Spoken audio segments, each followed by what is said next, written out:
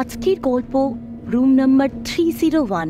পরীর আজ জন্মদিন, তাই তার বার্থডে সেলিব্রেশনের জন্য বাবা মার সাথে পরী যাচ্ছে দীঘা ঘুরতে। গরমের ছুটিতে বেশ একটা ভালো ঘোরাও হয়ে যাবে, কি বলো গিন্নি? আইডিয়াটা মন্দ নয়। কি মজা কি মজা। সকাল 8টায় ট্রেনে কেবলই অপেক্ষা কখন সে সমুদ্র দেখবে। বাবা বাবা আর কত দূর। এই তো মা, এসেই পড়েছি। সমস্যাটা শুরু হলো এখন। হোটেলের সব ঘরে প্রি বুকিং। একটা রুম আছে, কিন্তু আর কোনো কিন্তু না, আপনি ওটাই দিয়ে দিন।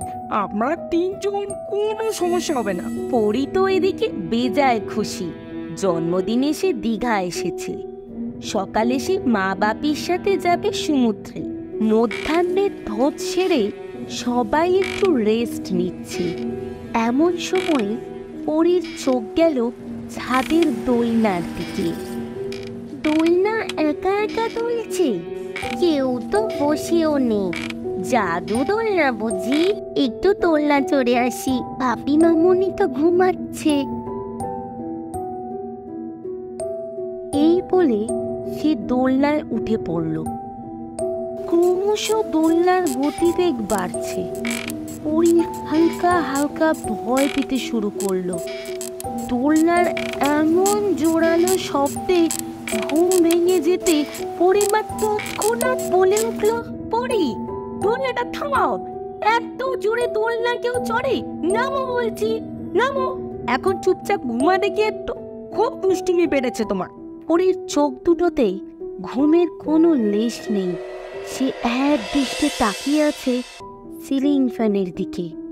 মা, ও মা, দেখো, ফ্যান থেকে কে যেন আমাকে দেখছে। আবার দুষ্টুমি, ঘুমা বলছি। পরী বিছানা ছেড়ে আবার ছাদে গেল। তার চোখে মুখে এক চঞ্চলতার ছাপ। হঠাৎ তার চোখ গেল ছাদে বসে থাকা বিড়ালটির দিকে।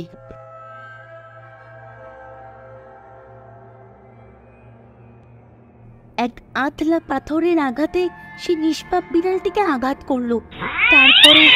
তারপরে সে তার ক্ষত বিক্ষত দেহটিকে ছিঁড়ে ছিঁড়ে পেট থেকে নাড়ি ভুঁড়ি বার করে তার মাংস খেতে থাকলো। এমনই সময় হঠাৎ তার মায়ের ঘুম ভেঙে গেল। পাশে পরী নেই। ঠিক আবার নিশ্চয়ই ছাদে গেছে। দেখা, চিরে পরী, কি করছিস?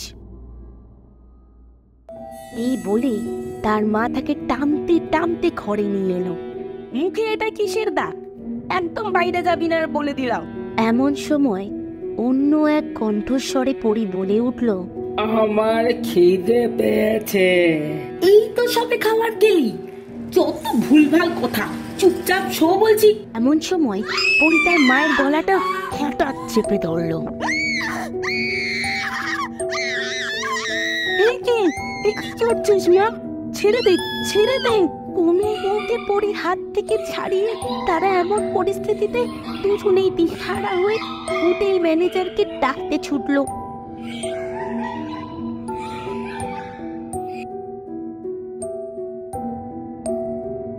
তারপরেই এসে দরজা খুলতেই যা ঘটলো, এমন দৃশ্য দেখে পরীর মা প্রবল চিৎকারে ভেঙে পড়ল। কি হলো?